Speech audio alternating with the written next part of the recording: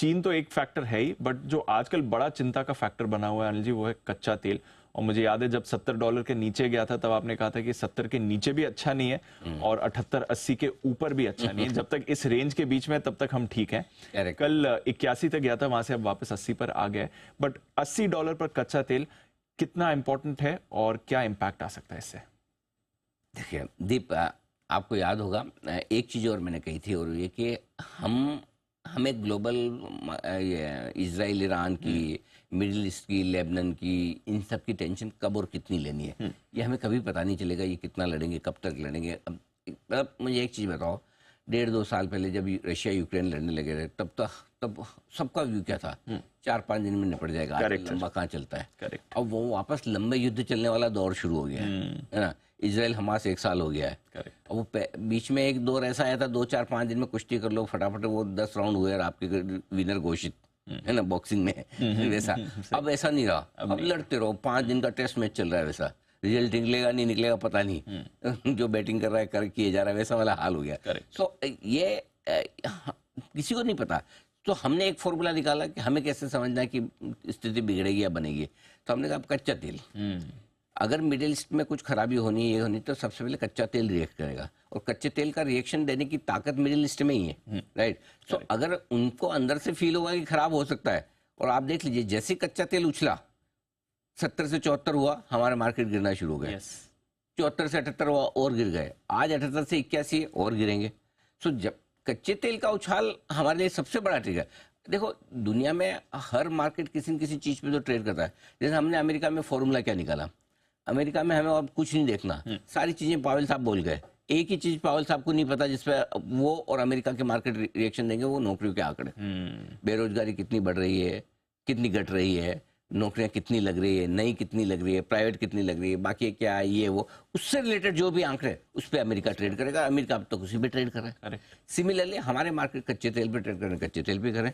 थोड़ा 80 के नीचे आया, थोड़ी शांति हुई मुझे, तो 80 साइकोलॉजिकल लेवल है। वैसे 79, 90 और 80 में 81 में फर्क नहीं होता, लेकिन जब तक कच्चा तेल ढंग से ठंडा ना हो, हमारे लिए मार्केट में बड़ी रिकवरी नहीं आएगी। क्यों नहीं आएगी? क्योंकि कच्चा तेल ऊपर है ना, तब तक तलवार लटकी हुई है आपकी, राइट। ये लड़ेंगे। जब कच्चा तेल वापस $75, $76, $74 की रेंज में आ जाए, तो ये समझना कि लड़ने की रिस्क कम होगी। खत्म तो नहीं हुई है, जिस दिन रिस्क खत्म होगी वापस 70-72 मिलेगा आपको, वापस 70-72 मिलेगा। सो मेरा ये मानना है कि 80-82 के आसपास इसका टॉप है एक बार के लिए। नहीं टूटना चाहिए जब तक कि मामला थोड़ा और बिगड़े ना। बात हुई अब बिगड़ने का, जहां तक सवाल है दीप, कल क्या हुआ? कल गिन गिन के इन्होंने एक दूसरे पे रॉकेट डाले। वो बोले इसने 120 डाले और दूसरे ने 135 डाले। इजराइल ने 120 मिसाइल या रॉकेट क्या छोड़े, जो भी हो। इजराइल ने तो 120 लोकेशंस पर हमला किया एयरफोर्स से, और हिजबुल्लाह बोल रहा है कि हमने 135 रॉकेट डाले। अब कौन किसने कितने डाले, कितने कहाँ गिरे, भगवान जाने, हमें उसमें जानने में इंटरेस्ट भी नहीं है। लेकिन ये है कि रात भर लड़ते रहे, करेक्ट है ना, कुछ न कुछ चल रहा है। तो अभी तक क्या तनाव खत्म होने के संकेत कहीं से आ नहीं रहे। अच्छा, एक भी जब से ये युद्ध शुरू हुआ है, मतलब वापस ये सेकंड राउंड वाला, एक भी पॉजिटिव स्टेटमेंट अभी तक नहीं आया। Not a single positive statement किसी की भी तरफ से, न ईरान से, न इजराइल से, न अमेरिका से, न अच्छा बाकी देश तो सब चुप, ऐसे उंगली मुंह पे लगा के बैठे हैं, पूछो मत। कोई यूरोप वाला स्टेटमेंट नहीं दे रहा, करेक्ट। हाँ, बाकी जैसे किसी को पड़ी नहीं कि हम तो खाली देखने ही आए थे, ये वैसा हाल है। सो अभी भी चीजें खत्म नहीं हुई है, कोई रिजॉल्व नहीं कर रहा है। हाँ, सब देख रहे हैं कि क्या होता है क्या नहीं, सब। अच्छा, ईरान भी बड़ा है ताकत में, ऐसा हल्का नहीं है, करेक्ट। तो उसको आप हल्के में नहीं ले सकते। तो मेरा ये मानना है कि जो हम सीखे हैं पिछले दो चीजों से, ये इजराइल हमास 1 साल चल गया, रशिया यूक्रेन 2 साल चल गया, तो ये चीजें जल्दी से खत्म नहीं होगी। कब और कैसे खत्म होगी उसके तो अभी तक संकेत भी शुरू नहीं है। तो हमें क्या करना है, हमें सिर्फ कच्चे तेल पे नजर रखनी है। ओके, अपने को जो चीज दिख रही है, जो समझ में आ रहा है, हम थोड़ी जाके किसी को पूछेंगे भाई तुम कब लड़ना बंद करोगे, करेक्ट। और कोई बोलेगा तो उसकी वैल्यू भी क्या है। सो बेहतर यही कि अपने कच्चा तेल ठंडा होने लगेगा तो रिलीफ ले लेना है, और कच्चा तेल गर्म रहे तो अपने टेंशन में रहना है। अमेरिका में नौकरियों के आंकड़े देख के डिसाइड करना है, बाकी ग्लोबल मार्केट में कच्चा तेल देख के डिसाइड करना है, बस। ये दो फैक्टर्स, और कोई तरीका नहीं। अगर इससे बेहतर तरीका आपके पास हो तो मुझे भी बताओ, या आप उसको फॉलो कर लो, कोई इशू नहीं। अपने को तो पता चलना चाहिए कि मार्केट किस तरफ जा रहा है। कुछ तो पकड़ के चलना पड़ेगा ना दीप, करेक्ट है ना, करेक्ट। तो हम इसके साथ चलेंगे, ये हमारा गूगल मैप है। समझ गए। है ना।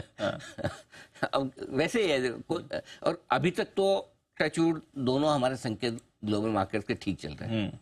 जो हमने कहा कि इधर आपका कच्चे तेल से मामला चलेगा, उधर आपका नौकरियों के डेटा से चलेगा। जब तक इसके ऊपर बाजार रिएक्शन दे रहे हैं तब तक हम इसी ट्रिगर पर रहेंगे। जिस दिन रिएक्शन देना बंद किया या जिस दिन इससे बेहतर ट्रिगर आ गया, वो बता देंगे, ढूंढ लेंगे, बता देंगे कि अभी इसको छोड़ दो भाई, इससे कोई फर्क नहीं पड़ता। एक टाइम था दीप, मुझे याद है, हांगकांग को देख के हमारे बाजार में रिएक्शन देते। आज हांगकांग का नाम लिए जमाना हो गया, चेक ही नहीं करता कोई। एक जमाना यूरोप खुलता था तो हमारे मार्केट ऊपर नीचे हो जाते थे। महीने में एक बार इन्फ्लेशन के डेटा आते थे और उसके बेसिस पे 2-2% निफ्टी सेंसेक्स ऊपर नीचे हो जाता है। हर ट्रिगर का एक समय होता है। अभी समय कच्चे तेल का चल रहा है, अभी समय अमेरिका में नौकरियों के डेटा का चल रहा है। वो ट्रिगर आप पकड़ लोगे तो आपको किसी की एनालिसिस मेरी भी सुनने की जरूरत नहीं, आपको खुद समझ में आने लगेगा कि मार्केट किस तरफ जाएगा। तो आपको एनालिसिस के लिए वो ट्रिगर पकड़ में आना चाहिए, 50 में से कौन सा काम का है वो पकड़ ले तो आपका काम हो जाएगा। ये कला है जो सीखनी चाहिए। बस इस समय इन दो चीजों पर अभी ये दो है, जब बदलेगा तब की तब देखेंगे। ठीक है सर।